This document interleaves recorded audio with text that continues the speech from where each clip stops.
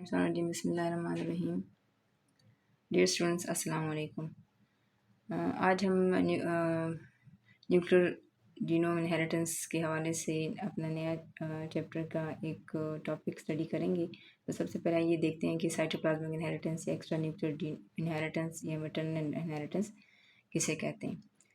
तो इन तीन नामों पे बेस्ड ये जो तीन नाम हैं, ये असल में एक ही टर्म, एक ही उसके लिए हम इस्तेमाल कर सकते हैं। क्या कहना चाहिए,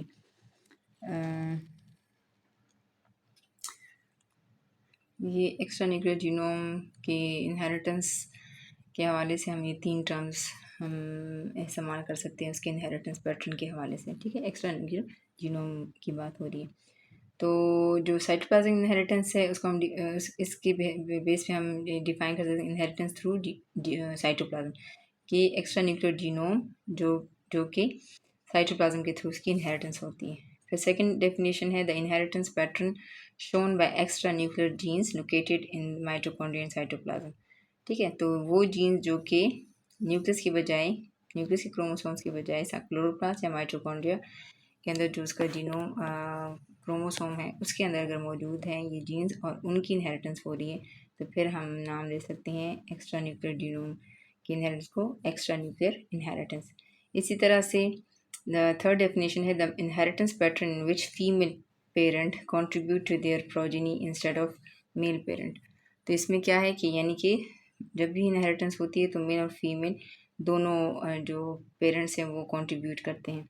ठीक है, लेकिन जब इन जीन्स की बात आती है कि जो कि जीन्स हमारे यूकैरियोट्स के न्यूक्लियस की बजाय साइटोप्लाज्म के अंदर जो अदर ऑर्गेनेलिज हैं उनमें मौजूद हों, तो फिर उन एक्स्ट्रा न्यूक्लियर जीनोम्स की इनहेरिटेंस जो है वो उसमें कंट्रीब्यूशन जो है वो फीमेल पेरेंट की होती है इंस्टेड ऑफ मेल पेरेंट की इतनी नहीं होती, क्योंकि इस चीज़ को हम आगे जाके आपको मज़ीद एक्सप्लेन हो जाएगा कि ये डेफिनेशन किस तरह से हम इसको सेटिस्फाई कर सकते हैं एक एग्जांपल में, मुख्तलिफ एग्जांपल से। ठीक है, आगे चलते हैं। From the above definition it is clear that the genes which are in question are located outside nucleus inside the cytoplasm and on the organelles that are mitochondria and plastids.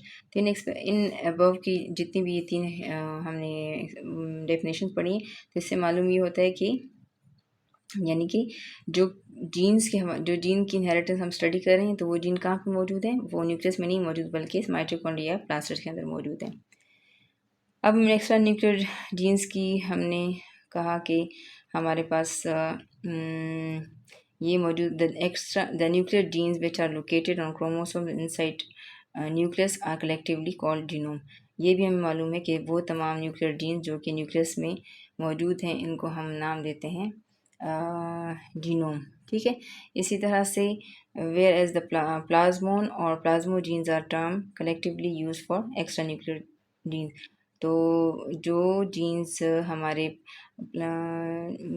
दूसरे organelles के अंदर मौजूद हैं तो उसको हम प्लाज्मोजीन या collective जिसको एक्स्ट्रा न्यूक्लियर जीन्स कहते हैं। ठीक है, तो उसको हम एक्स्ट्रा न्यूक्लियर जीनोम का नाम भी दे सकते हैं। कैरेक्टर्स क्या हैं, करेक्टरिस्टिक्स क्या हैं जीनोम की? तो जीनोम के करेक्टरिस्टिक्स में एक ये है कि in its inheritance both parents contribute equal to the progeny. कि जब हम जीनोम की बात करते हैं यानी कि वो जीन जो कि न्यूक्लियस के अंदर मौजूद है, तो उसकी इनहेरिटेंस जो है उसमें बोथ पेरेंट्स जो है वो इक्वल कंट्रीब्यूट करते हैं प्रोजेनी में। ठीक है, ये भी आगे जाके आपको क्लियर होता है। दूसरा करेक्टरिस्टिक क्या है कि result of the reciprocal crosses are same. जब हम रेसिप्रोकल क्रॉस करते हैं तो उस क्रॉस का रिजल्ट जो है वो जीनोम की केस में हमेशा सेम रहता है। लेकिन on the other hand in case of plasmogene number one in inheritance one of the parent that is female contribute 100% cytoplasm than male parents. ठीक है, तो इसके ऑपोजिट क्या है, मतलब इधर जीनोम का करेक्टरिस्टिक्स ये था कि उसकी इनहेरिटेंस में दोनों पेरेंट्स इक्वल कंट्रीब्यूशन करते हैं प्रोजेनी में, लेकिन जब हम एक्स्ट्रा न्यूक्लियर जीनोम की बात करते हैं तो उसकी केस में इनहेरिटेंस में साइटो चूँकि साइटोप्लाज़्म के अंदर ये जीन्स होते हैं, तो साइटोप्लाज़्म मैक्सिमम 100% कौन कंट्रीब्यूट करता है? वो एग करता है। तो इसलिए यहाँ पे लिखा गया है कि जो फीमेल जो है वो कंट्रीब्यूट करता है 100%, जबकि मेल पेरेंट जो है वो क्या कंट्रीब्यूट करता है? वो स्पर्म को कंट्रीब्यूशन देता है, और स्पर्म के अंदर जो है हम देते हैं कि साइटोप्लाज़्म ना होने के बराबर होगा। तो इस वजह से हम कहते हैं कि इनहेरिटेंस जो होती है इन जीनोम्स की, एक्स्ट्रा न्यूक्लियर जीनोम की, तो उसमें फ़ीमेल की तरफ से कंट्रीब्यूशन होती है 100%। तो ये उसके बरक्स हो गया। दूसरा जो कैरेक्टरिस्टिक है, तो result of the reciprocal crosses are different. वहाँ पे क्या था? वहाँ पे सेम कि रेसिप्रोकल क्रॉसेस जो थे वो उसका रिजल्ट जीनोम के केस में सेम था, लेकिन एक्स्ट्रा न्यूक्लियर जीनोम के केस में जो रेसिप्रोकल क्रॉस होगा वो उसका रिजल्ट डिफरेंट होगा। ठीक है? क्या है? Always phenotype of female parent will be inherited in the progeny. क्या होगा? जो फीमेल पेरेंट होगा उसकी जो फिनोटाइप होगी, जो फीमेल आपका प्लांट या एनिमल होगा, उसकी जो फिनोटाइप होगी वही फिनोटाइप आपको प्रोजेनी में नज़र आएगी। ठीक है? मेल में जो फिनोटाइप होगी वो फिनोटाइप आपको आगे प्रोजेनी में नहीं मिलेगी, जबकि जीनोम के केस में आपको नज़र आएगा कि मेल और फीमेल के फिनोटाइप जो है वो आगे इक्वली इनहेरिट होते हैं। अच्छा, तो इसको किस तरह से एक्सप्लेन किया गया? सपोज़ ये हमारे पास फीमेल प्लांट है ए, ये है मेल प्लांट बी। तो ये जो प्लांट है फीमेल वो बनाएगा एग, एग के अंदर उसका न्यूक्लियस है, और न्यूक्लियस में उसका जीनोम है, और जो साइटोप्लाज्म है उसके अंदर उसका अपना एक्स्ट्रा न्यूक्लियर जीनोम मौजूद है। जबकि प्लांट बी जो है वो मेल के तौर पर एग कर रहा है, वो स्पर्म प्रोड्यूस करेगा। स्पर्म जो है उसमें आपके पास जब वो जाके एग के साथ फर्टिलाइज होगा, उसका साइज़ छोटा होता है, वो सिर्फ़ और सिर्फ अपना न्यूक्लियस यहाँ पे at the time of fertilization nucleus को यहाँ पे इसके साथ फर्टिलाइज कर लेता है। और फिर जब हमारे पास ज़ाइगोट बनता है, तो ज़ाइगोट में मैक्सिमम आपके पास जो दिखती हैं साइटोप्लाज़्म, वो किसका आ रहा है? वो आ रहा है फीमेल प्लांट से। ठीक है? जबकि मेल की तरफ से क्या आ रहा है? न्यूक्लियस का जो जीनोम है वो कंट्रीब्यूट हो रहा है, और जबकि फीमेल प्लांट से भी उसका जीनोम कंट्रीब्यूशन दोनों तरफ से हाफ हाफ है, जबकि 100% जो साइटोप्लाज्म की इनहेरिटेंस है वो आ रही है एग की साइड से फीमेल प्लांट की तरफ से। ठीक है? तो इस तरह से ज़ाइगोट में 100%, तो ये बात क्लियर होगी कि हमारे पास 100% जो कंट्रीब्यूशन फीमेल प्लांट की तरफ से होती है वो साइटोप्लाज्म की होती है। इस तरह से अगर एनिमल की केस में हम स्टडी करते हैं, तो एनिमल की केस में भी हमारे पास सेम रिजल्ट होगा। एनिमल ए जो है वो फीमेल के तौर पर करें सपोज, और एनिमल बी जो मेल के तौर पर, तो फीमेल जो है वो एग प्रोड्यूस करेगा जो कि लार्ज साइज़ में साइटोप्लाज्म उसमें जो है इनहेरिट करेगा, जबकि जो मेल एनिमल है वो स्पर्म प्रोड्यूस करेगा at the time of fertilization. ये एग और स्पर्म जो फर्टिलाइज होंगे, तो यहाँ पर आप देख रही हैं ज़ाइगोट में अगेन हमारे पास मैक्सिमम जो साइटोप्लाज्म आ रहा है वो एग साइड से आ रहा है, यानी कि फीमेल प्लांट की तरफ से आ रहा है, सॉरी एनिमल की तरफ से, जबकि मेल की तरफ से सिर्फ न्यूक्लियस की यानी कि जीनोम की एक्स्ट्रा न्यूक्लियर जीनोम कहाँ से आ रहा है? वो फीमेल एनिमल की तरफ से आ रहा है, जबकि जीनोम जो है वो हाफ आपका फीमेल एनिमल से, हाफ जो है वो मेल एनिमल, दोनों से कंट्रीब्यूशन हो रही है। ठीक है? तो यहाँ से ये क्लियर हो जाता है कि यानी कि आपके पास एक्स्ट्रा न्यूक्लियर जीनोम हमेशा फीमेल प्लांट से आगे इनहेरिट होता है। तो बस इसीलिए हम इसको मैटरनल इनहेरिटेंस भी कहा जाता है।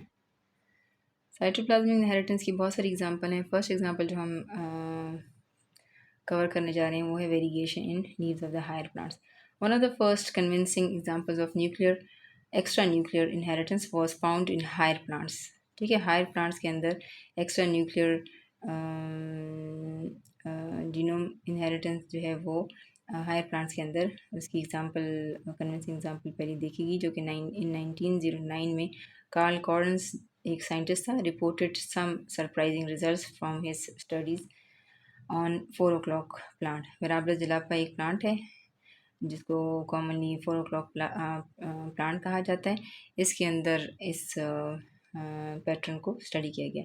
This plant consist of 3 types of branches. 3 types of branches में एक कुछ ब्रांचेस पे ग्रीन ग्रीन लीव्स होती थी, ठीक है। और उनकी लीव्स के अंदर उनके सेल्स में क्या था, क्लोरोप्लास्ट। फिर जो पेल ब्रांचेस थी जिनको हम वाइट लीव्स कह सकते हैं, तो वो उन ब्रांचेस के ऊपर वाइट लीव्स थे और उनमें लीकोप्लास्ट था इंस्टेड ऑफ क्लोरोप्लास्ट। और जबकि तीसरी टाइप ऑफ ब्रांचेस जो है वेरीगेटेड ब्रांचेस थी।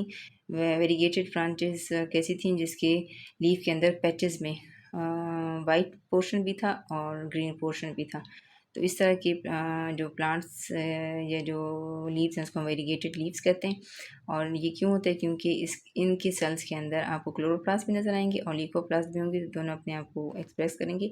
तो कुछ पार्ट जो है वो लीव का ग्रीन और कुछ पार्ट जो है वो लीव का वाइट होता है। Corals intercrossed a variety of different combinations by transferring pollen from one flower to another।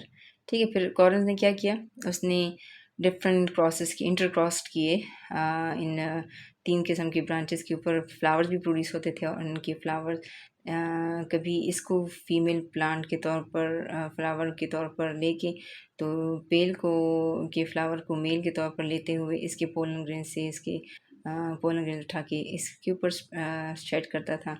कभी वो इसको फीमेल के तौर पर लेता तो वेरीगेटेड से को मेल के तौर पर लेता, तो इस वेरीगेटेड जो ब्रांच है इससे वो पोलन ग्रेन लेके इसके फ्लावर के ऊपर स्टिग्मा के ऊपर शेड करता। तो इस तरह से इसने इंटरक्रॉस किए। ठीक है। तो ये टेबल में हम इधर रिजल्ट शो कर रहे हैं कि उसने जो डिफरेंट किस्म के जो इंटरक्रॉस किए तो उसका क्या रिजल्ट आया। सपोज यहाँ हमने देखा phenotype of the branch bearing egg parent. ठीक है। तो अगर वो जो फीमेल मतलब एग पेरेंट है, इसका मतलब कि वो फीमेल के तौर पर है। अगर फीमेल जो प्लांट है जो ब्रांच है वो हम ले रहे हैं वाइट लीव्स वाला। ठीक है। और जो आपके पास पोलन ग्रेन जिसकी शेड उस पे कर रहे हैं उस ब्रांच में, हाँ ब्रांच को हम ले रहे हैं वाइट। ठीक है। मतलब क्या हुआ कि फर्स्ट केस में सपोज़ ये जो वाइट वाला है इसको हम मेल के तौर पर ले रहे हैं और ये जो आपके पास फीमेल है ग्रीन, सॉरी इसी मतलब वाइट को ही आप मेल भी ले रहे हैं, वाइट को आप फीमेल भी ले रहे हैं। तो वाइट के ही एक फ्लावर से दूसरे फ्लावर पे के पर आप इसकी पोलन ग्रेन शेड करते हैं तो आपके पास प्रोजेनी जो प्रोड्यूस होगी वो सारी की सारी वाइट होगी। ठीक है। यानी कि फीमेल जो फ्लावर है वो भी आपके पास वाइट है और जो मेल जो फ्लावर है उसके ब्रांच जो है वो भी वाइट वाली ब्रांच पे है, तो इसकी प्रोजेनी जो आपके पास आएगी वो वाइट होगी। फिर अगर फीमेल जो है वो आपके पास इस ब्रांच से है यानी कि वो वाइट से है और जो आपका मेल है वो ग्रीन से है, तो तब भी रिजल्ट आपका क्या होगा, फीमेल और sorry white flower, sorry white flower नहीं, वाइट लीव्स जो है वो प्रोड्यूस होंगे। इसी तरह से फिर वाइट अगर आपके पास फीमेल है, वाइट लीव्स वाला जो ब्रांच है और वेरीगेटेड आपके पास मेल है, तो तभी आपके पास रिजल्ट में क्या आएगा, वाइट ही लीव्स प्रोड्यूस होंगे। फिर इस तरह से दूसरा उसने क्या किया कि ग्रीन जो फीमेल है उसको ग्रीन लिया और मेल को उसके साथ क्रॉस किया, यानी कि ग्रीन के साथ एक दफ़ा वाइट के ब्रांच वाले फ्लावर से पोलन ग्रीन शेड किए, फिर दूसरे ग्रीन पर वेरीगेटेड से, तीसरे पे जो है वो ग्रीन से, तो हर बार रिज़ल्ट आपके पास ग्रीन आता था। यानी कि डिपेंड करता था कि आपका फ़ीमेल किस तरह से है। फ़ीमेल अगर ग्रीन लीव्स वाला है तो इधर भी जो आपके पास प्रोजेनी आएगी तो वो सारी की सारी नो मैटर कि आपके पास आप का जो पोलन ग्रेन्स हैं वो आपके वाइट ब्रांच से आ रहे हैं, वेरीगेटेड ब्रांच से आ रहे हैं या ग्रीन ब्रांच से आ रहे हैं। लेकिन फीमेल जो ब्रांच है वो आपके पास ग्रीन लीव्स वाला है, तो आपके पास जो प्रोजेनी आएगी तो उस पर भी ग्रीन लीव्स ही प्रोड्यूस होंगी। फिर तीसरा जो एक्सपेरिमेंट उसने किया था, उसने इंटरक्रॉस किया क्या, वेरीगेटेड लीव्स वाली ब्रांच को लिया उसने एज फीमेल, जबकि वाइट ग्रीन और वेरीगेटेड के साथ उसने इसको क्रॉस किया और इधर उसने रिज़ल्ट ये देखा कि वेरीगेटेड को जब वो वाइट ब्रांच के साथ फ्लावर के साथ क्रॉस करता था तो यहाँ पर तीन तरह के रिज़ल्ट आते थे, या तो वेरीगेटेड या ग्रीन या वाइट। डिपेंड करता था कि आपके पास, चूँकि वेरीगेटेड में हम कहते हैं कि क्लोरोप्लास्ट भी होते हैं और ल्यूकोप्लास्ट भी होते हैं, तो जब ये आपके पास यहाँ पे प्रोड्यूस कर रहा था एग्स। तो एग्स जो प्रोड्यूस हो रहे हैं वेरीगेटेड में, तो अगर यहाँ पे क्लोरोप्लास्ट सारे एक में आ गए और दूसरे में आपके पास ल्यूकोप्लास्ट आ गया, और तीसरा आपके पास एक ऐसा एग प्रोड्यूसर है जिसमें आपके पास ग्रीन और वाइट इक्वल उसमें जा रहे हैं। तो अब ये डिपेंड करता है कि किस टाइप के जो एग है वो इसके साथ फर्टिलाइज़र। अगर इस सपोज़ ये मैं इसको शेड कर रही हूँ, ये आपके पास क्लोरोप्लास्ट वाले एग्स आ रहे हैं, ठीक है। तो ये ग्रीन आपके पास वेरीगेटेड प्लांट है, लेकिन इसका जो फ्लावर है वो प्रोड्यूस कर रहा है ऐसे एग को कि जिसके अंदर सारे के सारे उसके साइटोप्लाज्म में क्लोरोप्लास्ट जो है उसके लिए जीन गए हैं।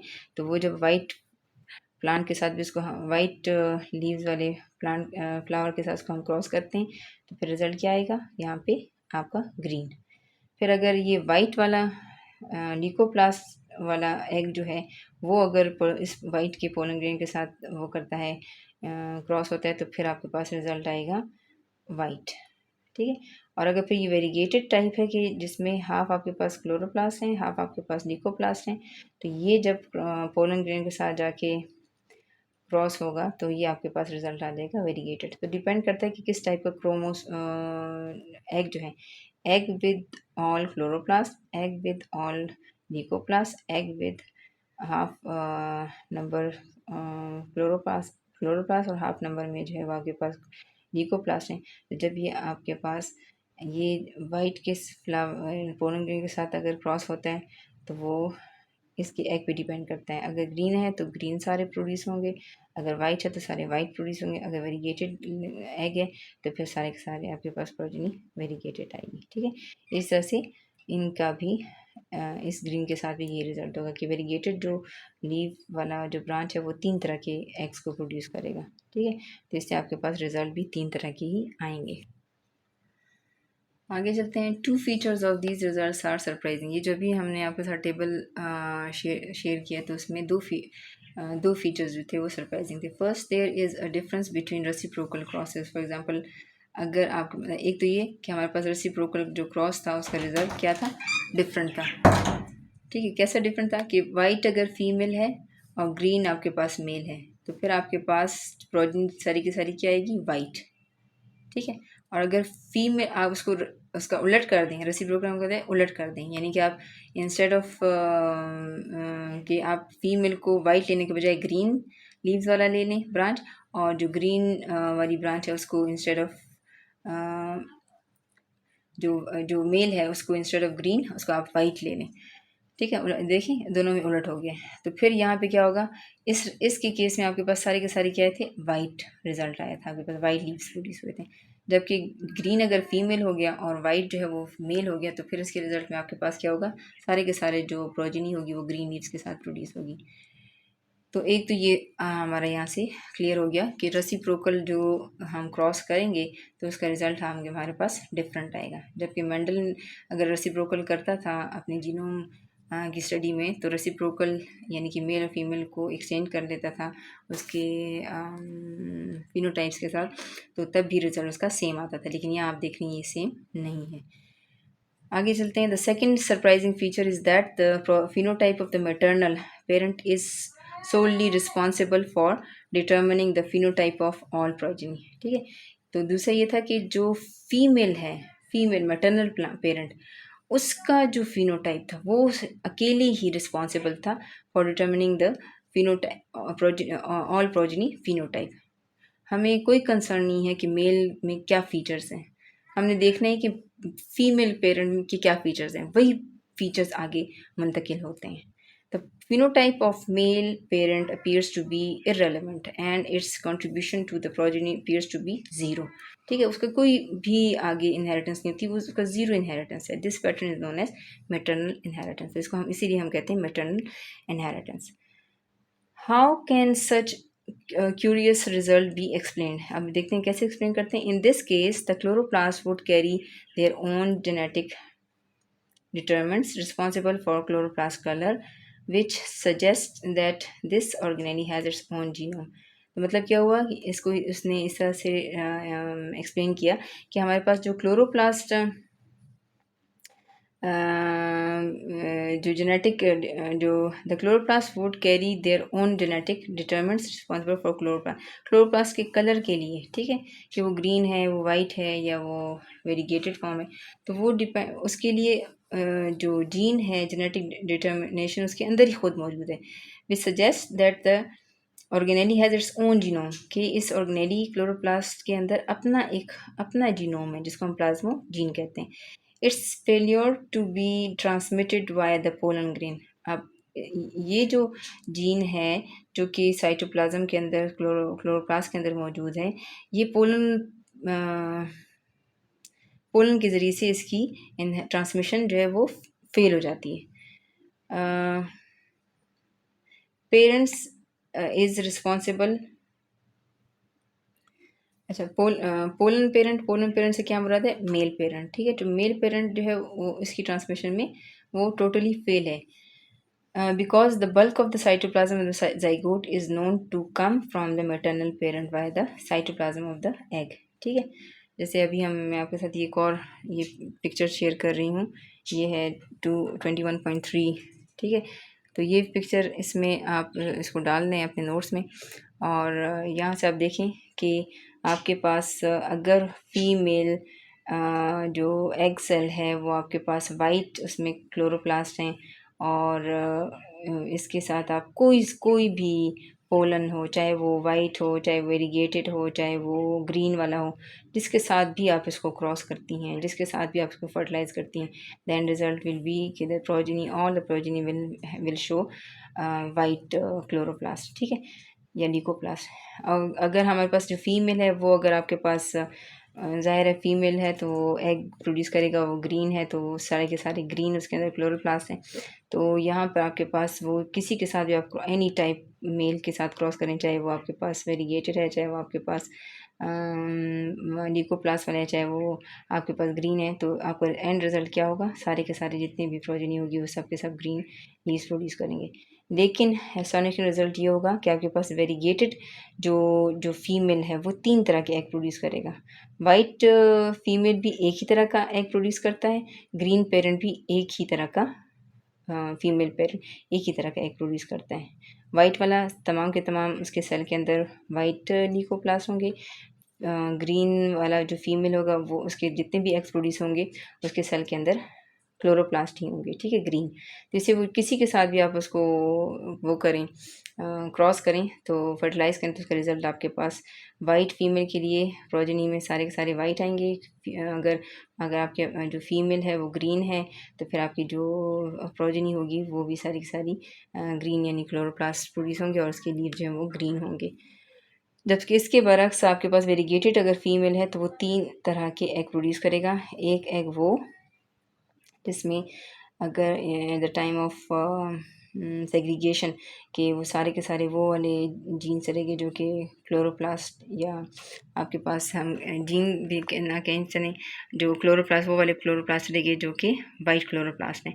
तो फिर ये आपके पास एक एग टाइप है, या आपके पास एग्रीगेशन के टाइम पे ये भी हो सकता है कि ऐसा एग प्रोड्यूस हो जाए कि जिसके अंदर आपके पास सारे के सारे क्लोरोप्लास्ट ग्रीन चले जाएँ, या आपके पास एग्रीगेशन के टाइम पे ये भी हो सकता है कि आपके पास जो एग प्रोड्यूस होता है उसमें हाफ जो है आपके पास ग्रीन क्लोरोप्लास्ट रह जाएँ, हाफ जो है आपके पास वो ये वाइट आपको नज़र आए ल्यूकोप्लास्ट रह जाएँ। तो अब ये डिपेंड करता है कि आपके पास वेरीगेटेड जो फीमेल है प्लांट, उसका कौन सा टाइप ऑफ एग जो है वो किसी भी के साथ आप उसको कर दें फर्टिलाइज़, ठीक है। ये चाहे वेरीगेटेड हो, चाहे ये आपके पास जो है ग्रीन हो, चाहे आपके पास ये वाइट हो, आपका रिज़ल्ट क्या आएगा? वाइट, ठीक है। वाइट क्योंकि फीमेल जो वेरीगेटेड ब्रांच वाली जो फ्लावर है वो प्रोड्यूस कर रहा है एग विथ ल्यूकोप्लास्ट, तो सारे के सारे यहाँ पर जो प्रोजेनी होगी वो वाइट होगी। अगर फिर ये आपके पास सेकंड टाइप का एग फर्टिलाइज़ करता है तो इस पे डिपेंड करता है, तो ये यानी कि आपके पास जो प्रोजेनी होगी सारी की सारी ग्रीन आएगी। फिर अगर ये वेरीगेटेड है तो यहाँ पे आपके पास सारी की सारी वेरीगेटेड ही आपके पास प्रोजेनी में प्रोड्यूस होंगे। फिर ये सेल डिवीज़न पे आप देखें कि सेल डिवीज़न जब होती है तो ये सेल जो है जब आपके पास डिवाइड होगा तो ये आपके पास मुख्तलिफ़ सेल्स में आपके पास हाफ हाफ क्लोरोप्लास्ट और डिकोप्लास्ट को वो कर सकता है। सेग्रीगेशन के टाइम पे ये अलग अलग हो सकते हैं। ठीक है, तो variegated branches apparently produce three kinds of eggs. Some contain only white chloroplast, some contain only green chloroplast, and some contain both green and white chloroplast. As I go that also contain both kinds of the chloroplast. ठीक है, तो वो जो third type है उसमें दोनों kinds के आपके पास क्लोरोप्लास्ट मौजूद हों। अच्छा स्टूडेंट्स, उसी का थोड़ा सा पोर्शन रह गया पिछली वीडियो का। तो इसी इनहेरिटेंस को सर्कुलर मॉडल के ज़रिए से भी हम एक्सप्लेन करते हैं। ठीक है, वेरीगेटेड 4 o'clock प्लांट के अंदर सपोज़ ये हम देखते हैं कि आपके पास फीमेल जो प्लांट है वो या तो ग्रीन है या फिर वो वेरीगेटेड है या फिर वो आपके पास पेल या वो जो पेल येलो या वाइट उसको हम कह सकते हैं। ठीक है, तो अगर ये आपके पास फीमेल है, इस फीमेल को आपने क्रॉस किया किसके साथ, आपके पास मेल जो है, ये जो पहला सर्कल है ये आपके पास फीमेल के लिए, सेकंड यानी कि आप उसको क्रॉस कर रही हैं मेल के साथ, तो सेकंड सर्कल में हम मेल को शो कर रहे हैं। तो आपके पास मेल जो है वो आपके पास या तो ग्रीन है या आपके पास पेल है या आपके पास वो वेरीगेटेड है। ठीक है, तो जब ग्रीन और ग्रीन फीमेल जो है एग जो है वो आपके पास ग्रीन है और स्पर्म पोलन ग्रेन जो है वो भी ग्रीन प्लांट से आ रहा है या ग्रीन ब्रांच से आ रहा है, तो आपके पास जो प्रोजेनी होगी वो ग्रीन होगी। फिर अगर आपके पास फीमेल यहाँ हम दोबारा ग्रीन ले रहे हैं, पोलन ग्रीन वाला जो ब्रांच है वो हम पेल ले रहे हैं, तो रिज़ल्ट आपके पास प्रोजनी का क्या होगा, ग्रीन। यानी कि यहाँ भी आपके पास इसी पे डिपेंड करता है कि फीमेल ग्रीन है तो प्रोजनी भी ग्रीन होगी। फिर अगर आप मेल को वेरीगेटेड ले रही हैं और उसको उसके फ्लावर्स का आपस में क्रॉस कर रही हैं, तो तब भी आपके पास रिज़ल्ट क्या आएगा, ग्रीन। यानी कि नो मैटर कि आप मेल को किस फॉर्म में ले रहे हैं, लेकिन डिपेंड करता है आपकी फीमेल पे। फीमेल ग्रीन है तो किसी के साथ भी आप क्रॉस करें, चाहे वो ग्रीन के साथ, चाहे फिर वाइट के साथ, या आप उसको वेरीगेटेड के साथ क्रॉस करती हैं, तो आपका रिजल्ट हमेशा ग्रीन आएगा। इसी तरह से अगर हम वाइट को एज फीमेल लेते हैं, ठीक है, ये फीमेल है, और फिर उसको हम क्रॉस करते हैं या ग्रीन के साथ मेल या पेल के साथ या उसको वेरीगेटेड के साथ, तो इस केस में भी आपके पास क्या होता है, जो रिज़ल्ट आपके हमेशा पेल ही आएगा। ठीक है, यानी कि यहाँ पर भी जो लीव्स प्रोड्यूस होंगी वो वाइट या पेल होंगी। फिर यहाँ पे जो है आपके पास रिज़ल्ट मज़ीद और एस्टॉनिशिंग हो जाता है। यानी कि आपके पास वेरीगेटेड अगर फीमेल है तो वेरीगेटेड फीमेल जो है वो 3 तरह के एग प्रोड्यूस करेगा। या तो ये वेरीगेटेड जो है वो ग्रीन क्लोरोप्लास्ट के साथ एग प्रोड्यूस करेगा, या वो लीगोप्लास्ट के साथ एग प्रोड्यूस करेगा, या फिर वो मिक्सचर होगा ल्यूकोप्लास्ट और उसका वेरीगेटेड फॉर्म में होगा। ठीक है, तो अब ये डिपेंड करता है कि ये जो 3 टाइप्स के आपके पास एग्स हैं, ये अगर ये वेरीगेटेड किस ये तीनों जो है अगर ये वेरीगेटेड के साथ हम इसको क्रॉस कर रहे हैं, ये पोलन ग्रेन है। ठीक है, और ये आपके पास एग है, तो डिपेंड करता है एग पे। तो ये ग्रीन और वेरीगेटेड के साथ करेंगे तो ग्रीन रिजल्ट आएगा, पेल और वेरीगेटेड करेंगे तो रिज़ल्ट आपके पास पेल आएगा, वेरीगेटेड और वेरीगेटेड को करेंगे तो आपके पास रिज़ल्ट वेरीगेटेड आएगा। इस तरह से फिर अगर हम यहाँ पे हम पेल को ले रहे हैं एज पोलन ग्रीन, और यहाँ पे 3 टाइप्स के आपके पास वेरीगेटेड के ऊपर एग्स प्रोड्यूस हो रहे हैं, तो यहाँ पर भी एग पे डिपेंड करता है। ग्रीन अगर एग है तो रिज़ल्ट आपके पास ग्रीन, अगर पेल आपके पास एग है और पेल ही आपके पास पोलन ग्रेन है, तब भी रिज़ल्ट आपके पास या वाइट लीव्स प्रोड्यूस होंगे। फिर अगर आपके पास वेरीगेटेड एग है और उसको आप पोलन ग्रीन पेल के साथ क्रॉस कर रही हैं, तो तभी आपके पास रिज़ल्ट जो है वो वेरीगेटेड आएगा। फिर तीसरा जो वो है कि हम ग्रीन को जो क्लोरोप्लास्ट वाला है जिसको हम पोलन ग्रीन ले रहे हैं, या पोलन आपके पास जो है मेल प्लांट है वो ग्रीन है, तो वहाँ पे उनके पास सारे जितनी भी किस्म की वो हैं पोलन ग्रेन्स है, उसमें ग्रीन क्लोरोप्लास्ट है। तो वो डिपेंड करता है कि वो किस किस्म की वेरीगेटेड की कौन सी टाइप ऑफ एग के साथ फर्टिलाइज़ करता है। अगर वो ग्रीन के साथ करता है फर्टिलाइज़ तो ग्रीन रिज़ल्ट होगा, अगर वो पेल के साथ करता है तो पेल होगा, अगर वो वेरीगेटेड के साथ फर्टिलाइज़ करता है तो वेरीगेटेड होगा। ठीक है, तो यानी कि यहाँ पर डिपेंड करता है कि किस टाइप ऑफ एग के साथ जो है वो हमारा पोलन ग्रेन फर्टिलाइज होता है। तो इस तरह से ये हमारी फर्स्ट एक्सप्लेनेशन थी मराबरस जलापा में कि किस तरह से वेरीगेटेड जो लीव्स की इनहेरिटेंस है वो किस पैटर्न पे होती है। वो आई होप कि आप लोगों को समझ आई होगी। और इंशाल्लाह हम आगे नेक्स्ट वीडियोज़ हैं वो ऑलरेडी मैं बना चुकी हूँ। ये बीच में काफ़ी गैप आ गया था और ये गैप के बाद मैंने ये इस टॉपिक पे वीडियो नहीं बनाई थी। जो फर्स्ट टाइप था वो बना के मैं आपके साथ शेयर करने जा रही हूँ। Thank you so much.